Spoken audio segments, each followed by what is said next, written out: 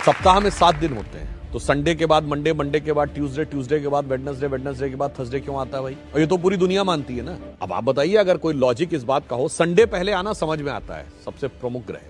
और जो हमसे कहते हैं कि आप लोग तो 7 ही ग्रह मानते हैं और 9 होते हैं, तो भाई तुम भी तो 7 दिन मानते हो, मगर सवाल हमसे पूछते हो। चलिए, अगर सूर्य सबसे बड़ा ग्रह है और साइज के हिसाब से होना चाहिए था, तो उसके बाद दूसरे नंबर का ग्रह बृहस्पति है साइज में, फिर तीसरे नंबर का शनि है, तो संडे के बाद थर्सडे आना चाहिए था, उसके बाद सैटरडे आना चाहिए था। यदि सूर्य से डिस्टेंस पे देखें तो नियरेस्ट वेडनेसडे है, तो संडे के बाद बुध है, तो संडे के बाद वेडनेसडे आना चाहिए था। परंतु ऐसा क्यों होता है? उसका कारण विशुद्ध भारतीय ज्ञान, जो भारत की वैदिक ज्योतिष है, जिसमें एक चीज होती है होरा। जिन्होंने थोड़ी बहुत एस्ट्रोलॉजी पता होगी उन्हें पता होगा, होरा शब्द जो है इसी से ही ग्रीक में हॉरोस्कोप शब्द जो अंग्रेजी में आया है वो होरा से ही आया है। अब होरा ये होती है कि यदि सूर्य की पहली होरा है तो 24 घंटे के बाद जब 25वां घंटा लगेगा, यानी नेक्स्ट ये जो फर्स्ट होरा होगी वो होगी चंद्रमा की। फिर चंद्रमा के बाद जो नेक्स्ट 25वें घंटे में पहली होरा आएगी वो आएगी मंगल की, मंगल के बाद बुध की। एग्जैक्टली जो वैदिक एस्ट्रोलॉजी के होरा के कैलकुलेशन का जो सीक्वेंस है कि सूर्य,